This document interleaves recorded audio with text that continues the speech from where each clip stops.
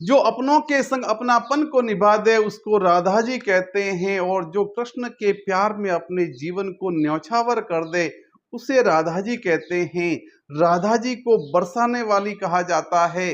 भगवान श्री राम और सबरी की कहानी तो सबने सुनी होगी, लेकिन राधा मैया के प्रेम के अंदर बरसाने की कहानी और राधा मैया का दुलार आपने शायद ही सुना हो। बरसाने के अंदर एक बूढ़ी अम्मा रहा करती थी, और बूढ़ी अम्मा जो है केवल और केवल उसके पीछे उसकी कोई संतान नहीं थी, उसके लालन पालन का कोई सहारा नहीं था। वो केवल और केवल राधा जी के नाम की माला जपा करती थी। हर समय उसको एक भरोसा था तो केवल बरसाने वाली का, और जब भी उसके पास में कोई खाने पीने का उपलब्ध नहीं होता तब वो राधा जी को पुकारती कि हे बरसाने वाली, तू मेरी झोली भर देना, मेरी कमियों को तू पूरी कर देना। और राधा जी की कृपा से कहीं न कहीं से उसका कोई न कोई बंदोबस्त हो ही जाता था। लेकिन एक बार की बात है, भयंकर बरसात हो रही थी, चारों ओर नदी नालियां उफान पर थे, लेकिन उस बूढ़ी अम्मा के पास में खाने के लिए कुछ भी नहीं था। अब वो बैठी बैठी जो है बरसाने वाली की माला जपे जा रही थी। हे बरसाने वाली, तू ही है, मेरे खाने का प्रबंध तुझको ही करना है।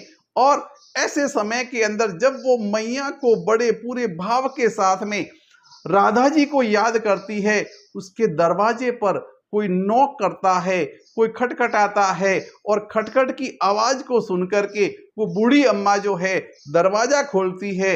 एक छोटी सी बच्ची जो है गेट के ऊपर खड़ी है, और वो थाली के अंदर भोजन रख करके अम्मा से कहती है कि मैया, ये बरसाने वाली ने आपके लिए भेजा है। वो भोली अम्मा क्या जाने, वो थाली लेकर के अंदर चली जाती है। थाली रख करके वो वापस दरवाजे पर जैसे ही पहुंचती है, वो देखती है वहां पर कोई छोटी बच्ची नहीं है, केवल उस छोटी बच्ची की वहां उपस्थिति की वो महक जो है, उस महक से उसकी कुटिया जो है पूरी महक उठी। और वो बूढ़ी अम्मा समझ गई कि ये कोई और नहीं, मेरी आराध्य देवी, मेरा ख्याल रखने वाली, मेरी बरसाने वाली राधिका ही थी। और उसने मन ही मन राधिका मैया को प्रणाम किया कि जैसे आपकी कृपा मेरे ऊपर बरसती है, आपकी पूजा अर्चना करने वालों पर आपकी कृपा जो है सदा ऐसे ही बरसती रहे। बोलिए राधा मैया की जय, बरसाने वाली की जय।